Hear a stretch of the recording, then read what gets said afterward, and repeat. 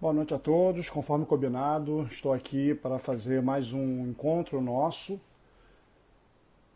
sobre a exposição da matéria de processo penal. Nós, na última vez, vimos jurisdição, hoje nós vamos continuar e, se der tempo, enfrentar os princípios constitucionais do processo penal. E o primeiro será a presunção de inocência, o princípio da não culpabilidade. Então, sejam todos bem-vindos a esse canal de exposição. É só mais um meio, um instrumento para a gente conseguir expor a matéria de forma informal, ágil e com liberdade. Como eu disse no último vídeo meu experimental, isso aqui não é um curso de processo penal online. Deste modo, eu vou me apresentar novamente para aqueles que estão chegando. Sejam todos bem-vindos a esse nosso ambiente virtual de debate, porque depois do vídeo eu vou ficar respondendo as perguntas, as dúvidas. O meu nome é Sauei Lai, eu sou promotor de justiça há 19 anos, sou promotor de justiça do Ministério Público do Estado do Rio de Janeiro, e antes eu fui defensor público durante um breve período e aprovado para o concurso de delegado federal. Eu sou professor de processo penal. Eu leciono na Escola da Magistratura, EMERGE, e na AMPERGE, que é a Associação do Ministério Público do Estado do Rio de Janeiro. Eu já dou aula de processo penal para concurso público há aproximadamente 14, 15 anos.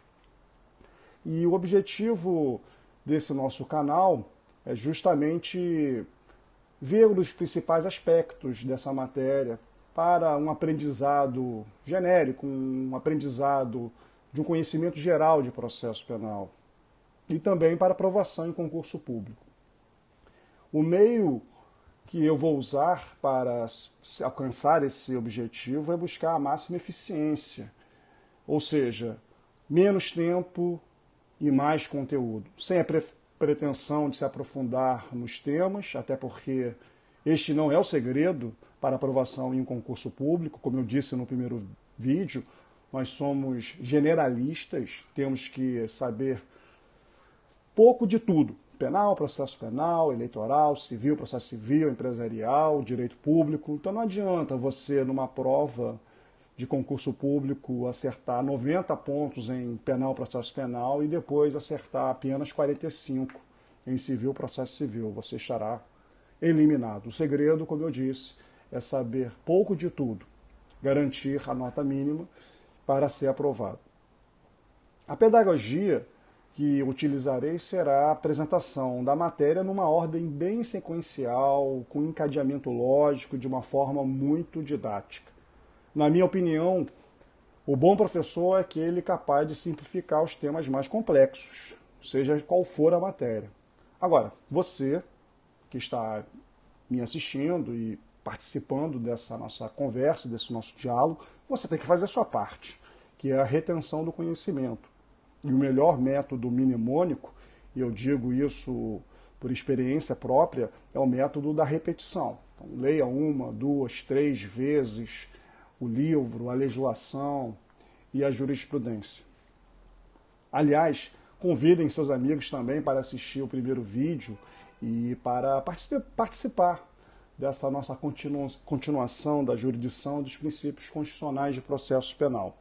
Só para a gente recapitular, nós na última aula, no nosso último encontro virtual, estávamos falando sobre jurisdição e num breve conceito que está aí diante de vocês, jurisdição é uma das funções soberanas do Estado, uma das funções do Estado juiz, do Poder Judiciário, que substitui a vontade dos titulares dos interesses em conflito para imparcialmente aplicar a lei ao caso concreto diante dos fatos provados. Nós vimos, a título introdutório, que quando um crime é cometido, nasce para a sociedade o interesse de punir o suposto autor do fato, a chamada pretensão punitiva. Só que, antagonicamente a essa pretensão punitiva da sociedade, que é representada pelo Ministério Público, e alguns dizem que a sociedade ela é presentada pelo Ministério Público, porque o Ministério Público é a sociedade em juízo, Contrariamente a essa pretensão punitiva, existe a pretensão de preservar a liberdade. Desse conflito entre esses dois direitos que nasce a chamada lide penal. E, imparcial, olá a todos, cheguem. Mas, como eu estava dizendo, diante dessa lide penal, desse conflito entre dois interesses, o interesse de punir e o interesse na preservação da liberdade, surge um terceiro imparcial, que é o juiz, porque ele não é parte interessada, ele não é titular de uma pretensão na lide penal. E ele, como um terceiro imparcial, possui a melhor isenção, neutralidade, equidistância entre as partes em litígio para jurisdicionar. Jurisdição vem do vocábulo em latim, iuris dictio, dizer o direito, e modernizando essa expressão, eu poderia dizer que o poder jurisdicional, a jurisdição, é o poder do juiz de aplicar a lei, porque direito é o que está na lei, é o poder de aplicar a lei ao caso concreto diante das provas produzidas e apresentadas a ele, juiz. Vocês também viram no nosso último encontro que existem alguns princípios reitores da jurisdição, da imparcialidade, da inércia, do juiz natural, da imutabilidade das decisões judiciais. Esses são os principais. Talvez o principal princípio da jurisdição seja a imparcialidade do juiz. Como eu disse, a imparcialidade é a qualidade que o juiz deve ter, a isenção, a sua neutralidade, a sua equidistância para aplicar a lei ao caso concreto. Qualquer ligação com uma das partes no litígio, deve ele se declarar suspeito ou impedido na forma dos artigos 252, 252 e seguintes do Código de Processo Penal. A propósito, nós sabemos, vimos isso no nosso último encontro, que está tramitando no Congresso Nacional esse projeto de lei do Senado, o novo CPP, número 156, de 2009. E é muito interessante porque o PLS 156/2009 segue uma recomendação do Tribunal Europeu de Direitos Humanos. Qual recomendação? Separar a função judicial da investigação, que é uma fase pré-processual, uma fase preliminar, onde se busca uma justa causa, um indício mínimo da autoria do crime, para viabilizar uma denúncia. Separar esse juiz da investigação do processo, que se instaura depois que a investigação é concluída com a propositura da ação penal, da denúncia. Por que existe essa recomendação? É justamente para evitar a contaminação, a influência desse juiz que participou dessa fase preliminar, pré-processual, da função de presidir o processo e, no final dele, julgar o réu. Não é à toa que o novo CPP, então, diz, lá no artigo 16, o juiz, na fase de investigação, ficará impedido de funcionar no processo. E o nome dele, desse juiz do inquérito policial, porque a investigação pré-processual normalmente se dá com o inquérito policial, esse juiz, ele é chamado, denominado de juiz das garantias. Nós vimos isso no nosso último encontro.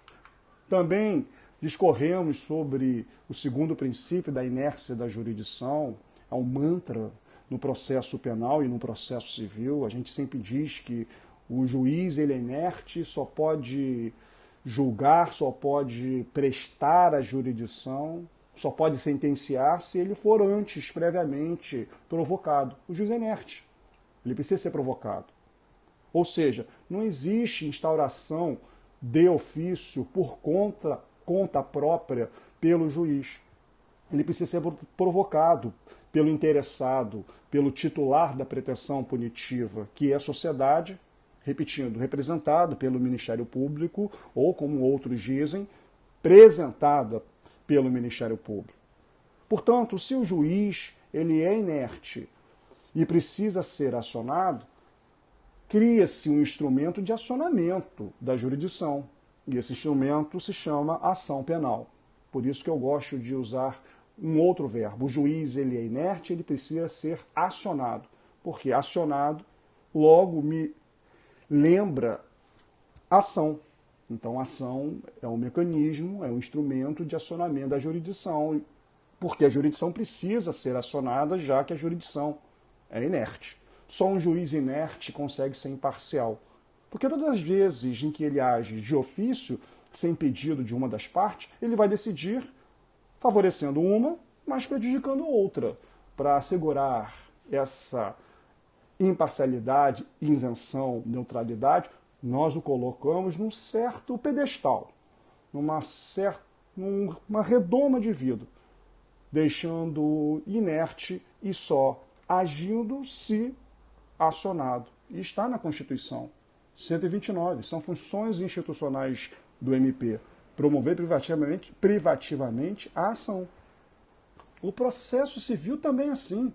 O novo Código de Processo Civil diz no artigo 2º, o processo começa por iniciativa da parte e não do juiz.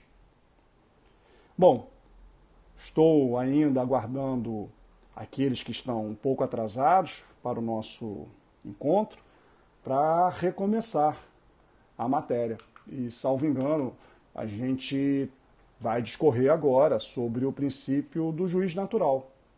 Deixa eu voltar a câmera para mim. Bom, o princípio do juiz natural, como é chamado aqui no Brasil, está no artigo 5º, inciso 53 da Constituição. É uma garantia constitucional. O artigo 5º, inciso 53, diz que ninguém será processado nem sentenciado senão pela autoridade competente na forma da lei.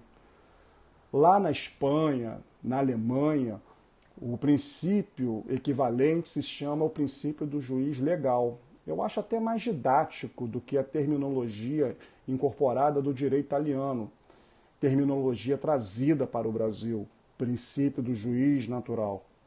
Porque quando eu digo que o princípio é do juiz legal, que é o termo equivalente para outros países europeus, logo me vem na cabeça que o juiz que irá me julgar é o juiz da lei. E o princípio natural é exatamente isso, é o princípio do juiz legal, como na Espanha e na Alemanha. Ninguém será processado nem sentenciado, senão pela autoridade competente na forma da lei, porque a lei ela é genérica, a lei ela é imparcial, a lei não é casuísta, ela não indica um juiz para um determinado processo ou para um determinado réu. E isso, como vocês perceberam, assegura ainda mais a imparcialidade do julgador. Todos os demais princípios, nós vimos isso, como o princípio da inércia e o princípio do juiz natural que estamos vendo agora, são princípios criados para proteger e assegurar o primeiro e principal princípio da jurisdição, do juiz imparcial. E vocês verão aqui, deixa eu voltar para a tela do computador, vocês verão que o artigo 5º, inciso 53, diz que ninguém será processado senão pela autoridade competente. Aliás, a competência é um pressuposto processual de validade. A competência é um pressuposto de validade do processo. Uma pessoa condenada por um juiz incompetente, essa condenação ela é nula. Em outras palavras, ela é inválida. Está lá no artigo 564 do Código de Processo Penal. A nulidade ocorrerá nos seguintes casos. Inclusive, o primeiro caso de nulidade do processo é a incompetência do juiz, porque só um juiz competente na forma da lei, que é genérica e abstrata, só ele que vai ser o juiz imparcial. E como nós vimos, se houver alguma causa de impedimento ou suspensão, ele deve se declarar na forma dos artigos 252. Mas esse princípio tem um segundo aspecto. Esse princípio também tem uma dupla garantia, porque o segundo aspecto do princípio do juiz natural proíbe, veda o chamado tribunal de exceção, ou o tribunal de encomenda.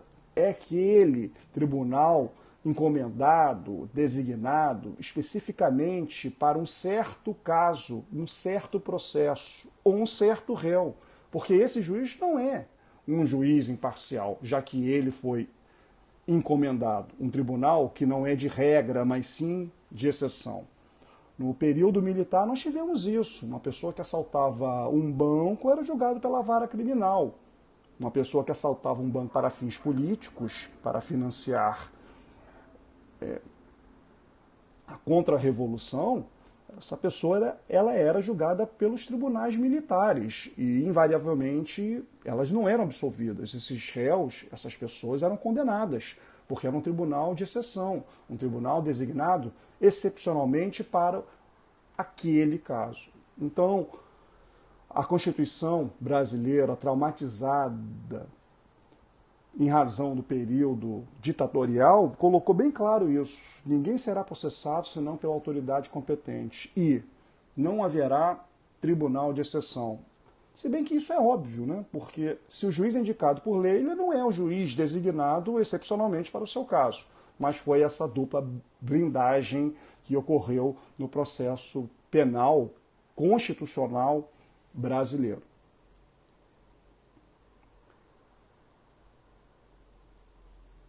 Deixa eu voltar agora a câmera.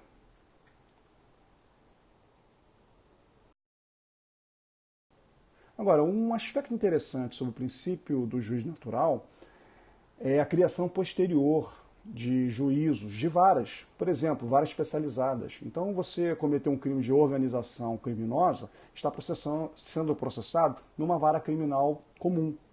Isso aconteceu em São Paulo. No curso do processo, onde você está sendo denunciado por organização criminosa, uma nova lei é promulgada dizendo que tais crimes são agora, a partir de agora, da competência de uma vara especializada para o combate de crime organizado. Eu pergunto, uma criação posterior de vara, no meu exemplo, de uma vara especializada, o juiz da vara criminal, que começou com um processo, pode declinar da sua competência e remeter para o novo juiz? Isso ofenderia o princípio do juiz natural? Ou seja, você tem direito de ser julgado pelo juiz competente na forma da lei. Qual lei?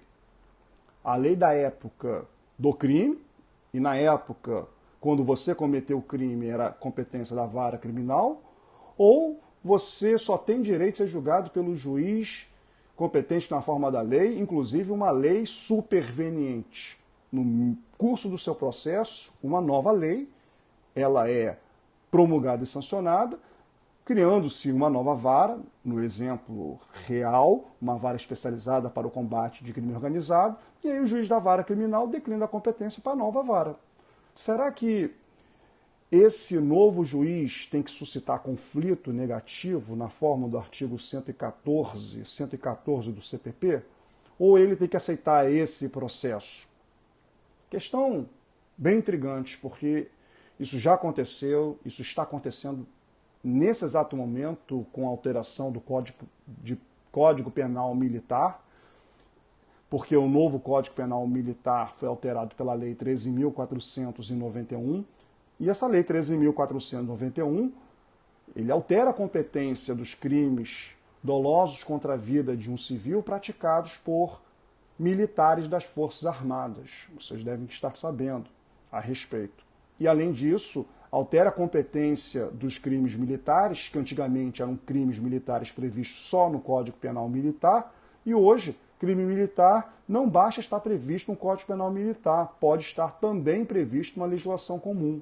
Então, por exemplo, crime de abuso de autoridade, que até 2017 era um crime comum, porque estava previsto na Lei 4898, de 65, a famosa Lei de Abuso de Autoridade, e os militares não eram julgados pela Justiça Militar, porque tinha que ser um crime previsto no Código Penal Militar e não numa lei especial. Só que agora o Código Penal Militar foi alterado e diz a competência da Justiça Militar engloba não só os crimes previstos no Código Penal Militar, mas na legislação penal, como é o caso da Lei 4898. Hoje, crime de abuso de autoridade não é mais da competência da Justiça Militar. Desculpa, do Juizado Especial Criminal. Hoje, a competência desse crime de abuso de autoridade é sim da Justiça Militar, como é o caso do homicídio praticado por integrantes das Forças Armadas contra a vida de um civil. Antes, a competência era do júri. Depois dessa nova lei 13.491, a competência vai ser da Justiça Militar. Eu entendi isso, é uma nova lei. O problema é, se você, policial militar, cometeu um crime em 2016, você estava no Juizado Especial Criminal. E aí, em 2017, altera o Código Penal Militar. Esse crime, ele deveria ser da nova Justiça Militar, competência nova da Justiça Militar. Mas o seu processo se iniciou no GECRIM. O juiz do GECRIM pode declinar para a Justiça Militar? É o que nós estamos discorrendo. Criação superveniente, uma criação posterior de um novo juízo, alterando a competência do juiz que estava processando o réu, que iniciou o processo do réu. Então, vocês verão aqui.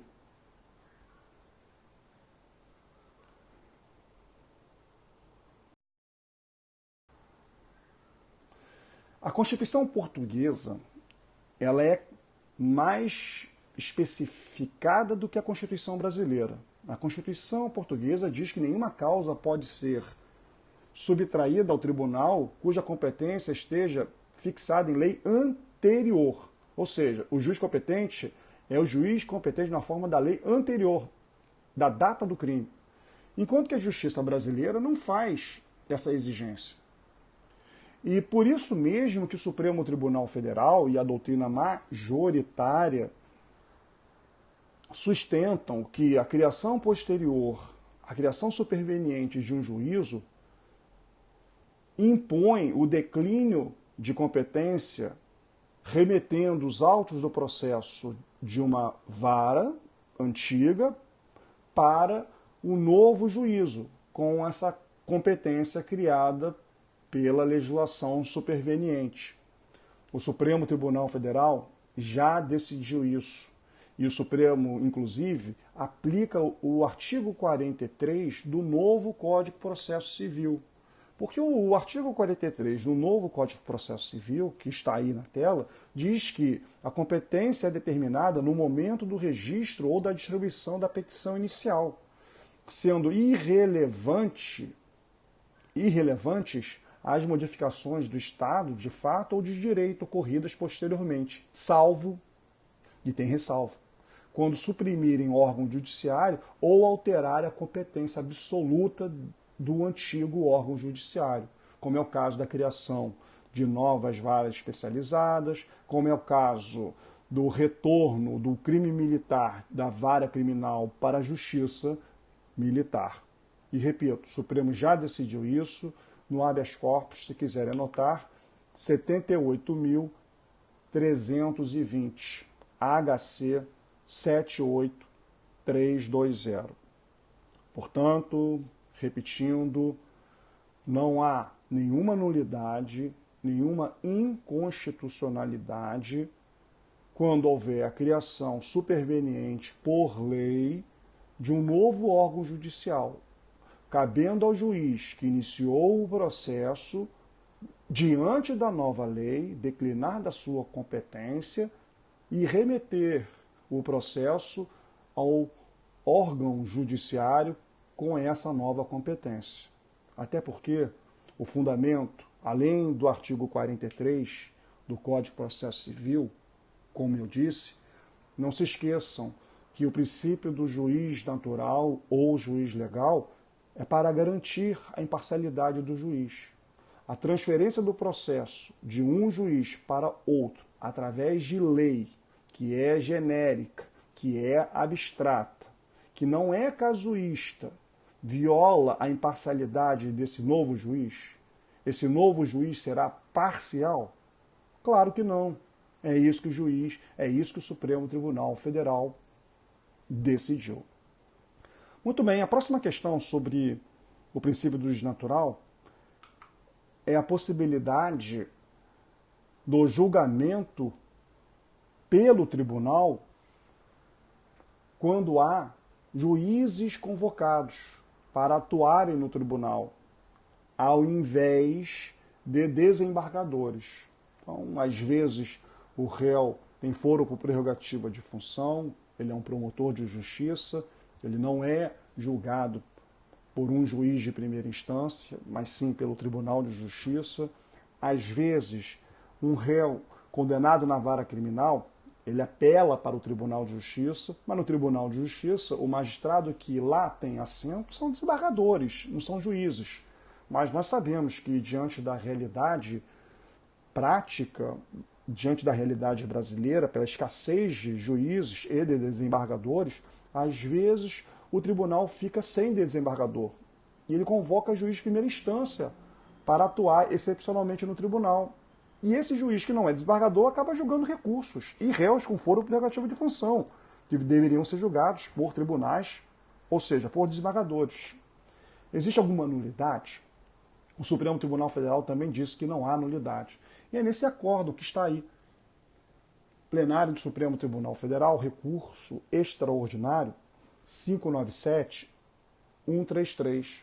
E o Supremo lembra que existe um artigo na Lei Complementar 35, que é a lei orgânica da magistratura, que diz que em caso de afastamento por prazo superior a 30 dias de membros dos tribunais, ministros ou desembargadores, poderão ser convocados juízes.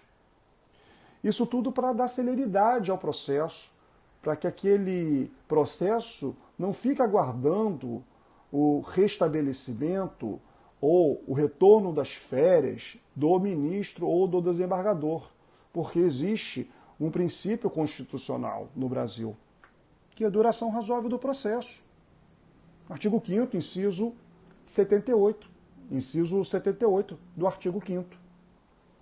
Então, meus amigos, nós acabamos de falar superficialmente sobre o princípio da inércia, sobre o princípio do juiz natural, sobre as duas questões controvertidas, que é a criação posterior de novo órgão judiciário. Vimos também a controvérsia sobre a violação ou não desse princípio do juiz natural diante do julgamento nos tribunais por juízes convocados. Assim, eu volto para mim e podemos falar sobre o próximo princípio da jurisdição, que é o princípio da imutabilidade das decisões judiciais. O princípio da imutabilidade das decisões judiciais também é uma garantia constitucional, prevista no artigo 5º, inciso 36. Artigo 5º, inciso 36. Isso significa que um processo, quando se encerra com a prolação da sentença, com a entrega da jurisdição, ela se torna imutável. Agora, essa imutabilidade, essa definitividade, só ocorre quando a decisão transitar em julgado, ou seja, quando houver interposição e julgamento desses recursos, ou quando a sentença de primeira instância não é recorrida. Quando o processo se encerra, seja pelo julgamento dos recursos interpostos ou seja pela ausência de interposição de recursos, há a formação da chamada coisa julgada. E a coisa julgada, ela é um predicado, ela é uma qualidade, um efeito da decisão irrecorrível. E é uma qualidade atribuída à sua definitividade, à sua imutabilidade. Nem nova lei pode violar a imutabilidade da coisa julgada, salvo para beneficiar o réu, porque lei retroage para beneficiar o réu nos termos também da Constituição. Artigo 5º, inciso 40. Agora, é interessante porque existe uma exceção. Essa imutabilidade da coisa julgada, que está no artigo 5º, inciso 36, vou colocar para vocês, contempla uma exceção, que é a ação rescisória do processo penal. E no processo penal nós chamamos a ação rescisória de revisão criminal, que está no artigo 621, 621. A revisão criminal dos processos findos, ou seja, já com decisão transitada em julgado. Inciso 3 é a causa mais conhecida, quando após a sentença, leia-se transitada em julgado, se descobrirem novas provas de inocência do condenado. Então não custa nada fazer uma remissão do artigo 5º, inciso 36, para o artigo 621. E coloca ali o sinal de diferente, porque a revisão criminal do 621 rescinde a coisa julgada, a definitividade e a imutabilidade da decisão irrecorrível. Assim a gente pode avançar e falar sobre o conceito de processo penal. O que seria o processo penal, já que nós encerramos essa etapa da jurisdição? Quer dizer, nós vimos o que é jurisdição, os principais princípios regentes da jurisdição, e agora nós podemos passar para o próximo item, o processo penal em si. E o processo penal ele é definido como um conjunto de atos, cronologicamente concatenados e previstos pela lei, e submetidos a princípios e regras jurídicas destinadas à composição da lide penal. Ou seja, o que é solucionar, compor a lide penal? É a aplicação da jurisdição, é o exercício do poder jurisdicional, que se materializa com o julgamento, com a sentença. O processo penal, portanto, ele não é um ato isolado. Ele é um conjunto de atos. E esses atos eles são cronologicamente previstos em lei. O processo penal está no Código de Processo Penal. E ele é colocado cronologicamente pela lei de uma forma que eles, atos, são submetidos, atos processuais, são submetidos a princípios e regras jurídicas que o juiz deve respeitar e obedecer antes de proferir a sua sentença, solucionando a lide penal. Por isso que todo mundo tem uma noção embrionária do processo penal. Se você perguntar para um cidadão do povo e indagá-lo, quem condena um réu? Ele sabe dizer, é o juiz. Mas se você perguntar para ele, o juiz pode condenar sem que o promotor de justiça ofereça a denúncia, sem acusação? Ele vai pensar um pouco e vai dizer, não. Quer dizer, o juiz que vai me condenar, mas ele não pode me condenar sem que alguém me acuse antes, sem uma acusação. É porque denúncia é um ato processual. Processo é um conjunto de atos, e a denúncia faz parte desse conjunto de atos.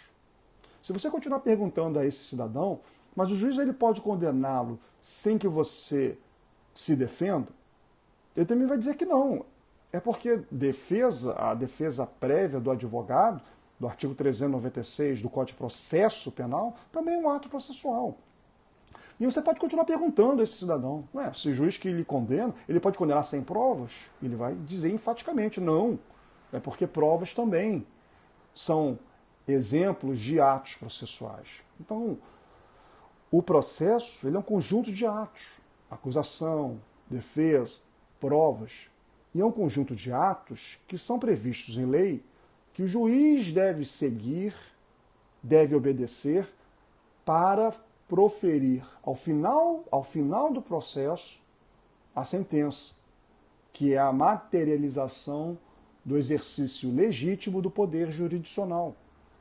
Porque o poder jurisdicional, alguns dizem que é um poder quase que divino. Só um Deus pode julgar um ser humano.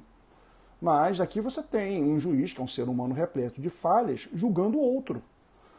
Para evitar abuso do poder jurisdicional, porque o abuso é o abuso, e ab em latim é o excesso, abuso é o excesso do uso de um poder. Para evitar o abuso do poder jurisdicional, nós limitamos o poder jurisdicional. Nós entregamos o poder jurisdicional nas mãos de um juiz, de um ser humano, mas não de forma ilimitada. Nós não entregamos esse poder como se fosse um cheque em branco. Nós limitamos. Como? Exigindo que ele, juiz, percorra todo esse caminho processual, ou seja, que ele obedeça todo o processo, que é esse conjunto de atos, para só no final do processo ele possa proferir a sentença. Só no final do processo que ele entrega e exerce o seu poder jurisdicional. Não é à toa que está lá no artigo 5º, inciso 54. Nós vimos isso no primeiro encontro. O inciso 54 diz: ninguém será privado de seus bens nem de sua liberdade, senão depois do devido processo legal. A sentença não é o primeiro ato do processo. A sentença não é dada no meio do processo. Ela, propositalmente, é entregue no final do processo. Só no final do processo que o juiz pode condenar um réu. Artigo 5º, inciso 54. Ninguém será privado de seus bens, nem de sua liberdade, senão depois do devido processo legal. Como o americano diz, no seu pragmatismo, todo réu tem direito ao fair trial, um processo justo. Eu posso ser culpado, eu posso ter cometido crime, mas eu tenho direito a um processo justo. Um juiz só pode me julgar e me sentenciar depois de eu ter tido um processo justo.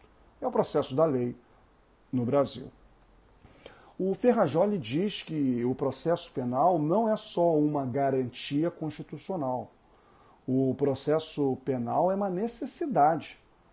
É uma necessidade, é uma imposição até moral. Porque só com o percurso do processo penal que o juiz consegue, lá no final do processo, buscar simultaneamente uma eventual punição de culpados, mas tutelando os direitos dos inocentes. Está ali o conceito. O objetivo do processo penal, segundo Ferrajoli no seu livro Direito e Razão, o processo busca simultaneamente a punição dos culpados, sim, mas sempre obedecendo, observando as garantias e a tutela dos inocentes, que é a base do garantismo, até porque o réu ele é presumido inocente até prova em contrário. Como nós asseguramos essas garantias mínimas do réu durante o processo? O que ele tem direito durante o processo? O que ele pode exercer no curso do processo? E só no final que o juiz pode julgá-lo, condenando ou absolvendo. A Convenção Americana de Direitos Humanos, o Pacto de São José da Costa Rica, a Convenção Americana de Direitos Humanos, que foi ratificada pelo Brasil, o Brasil é signatário da Convenção Americana através do decreto 678 de 92, decreto 678 de 92, o Pacto de São José ele assegura algumas garantias mínimas. Por isso que existe processo.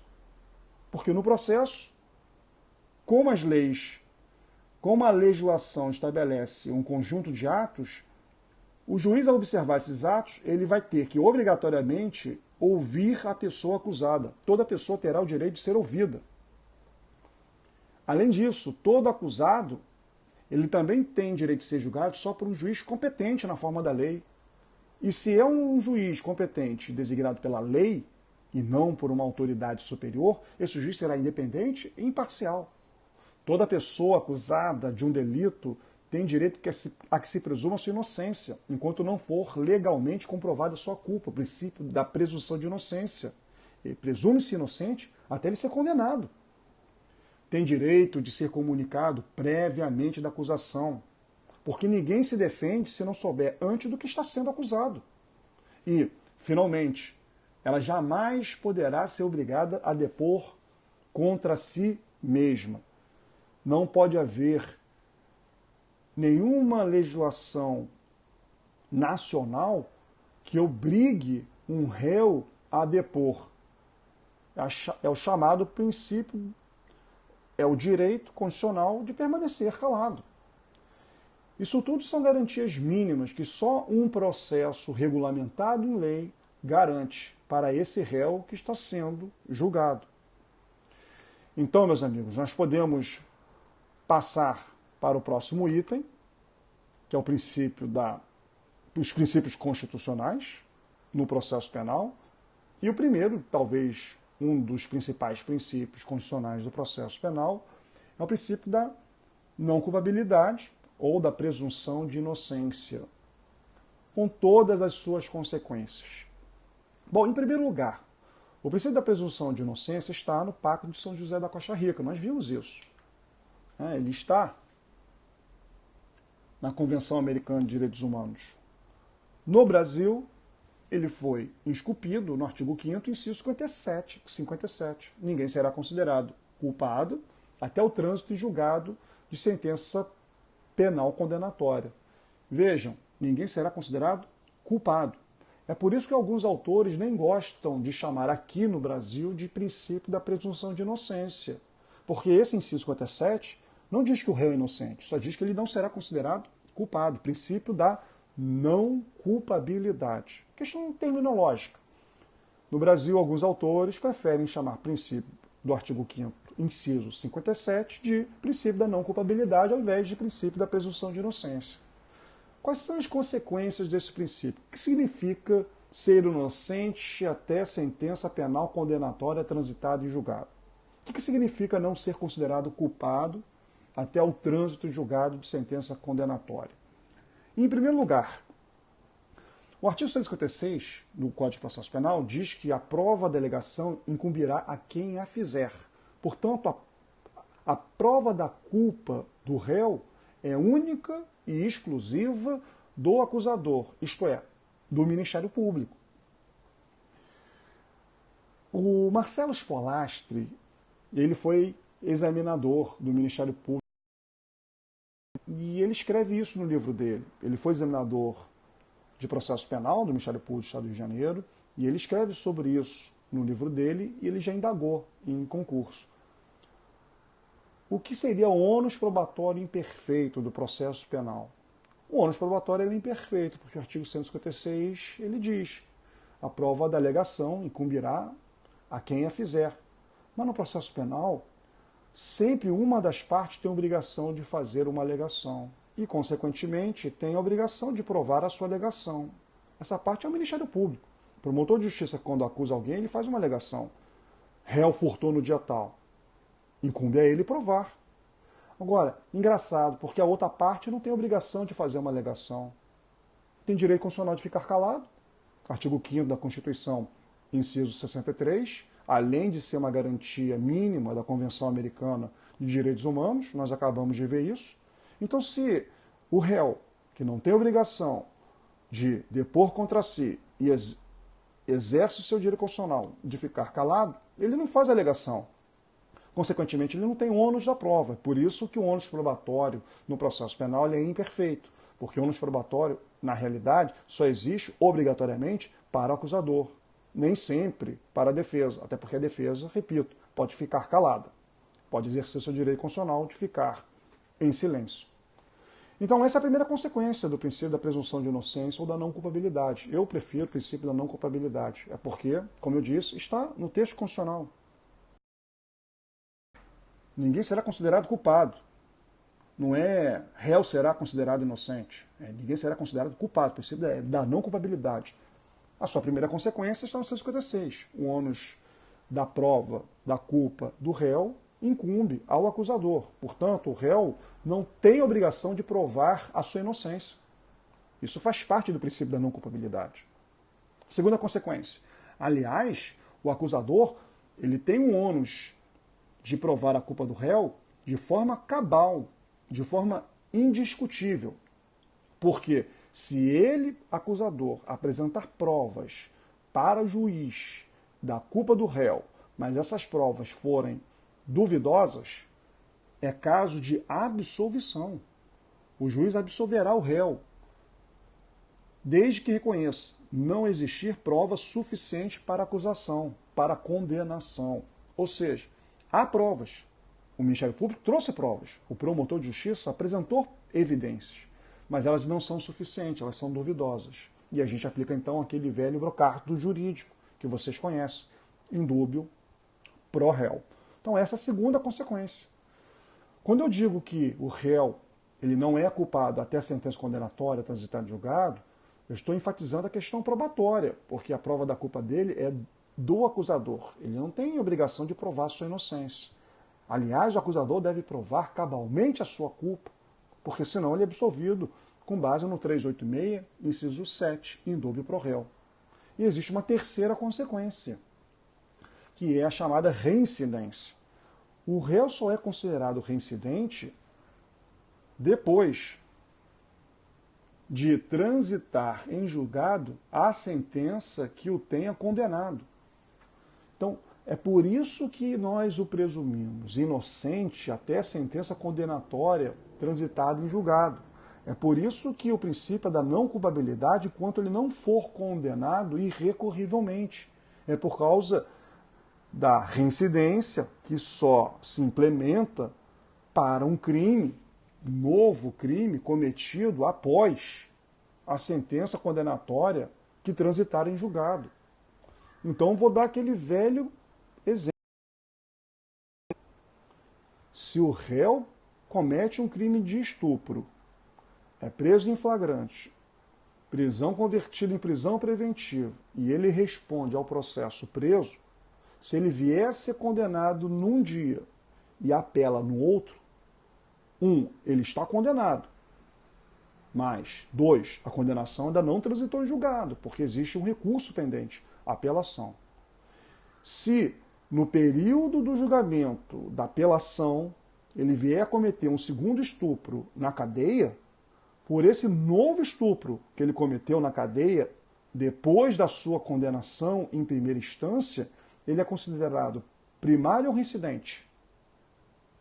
Quer dizer, ele cometeu 2 estupros. Primeiro estupro, ele foi preso, foi condenado e apelou. E antes da apelação ser julgada, ele comete um segundo estupro.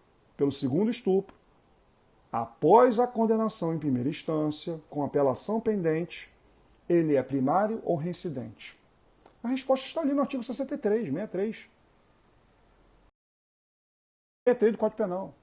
Reincidência só se verifica para novo crime depois da condenação transitada em julgado.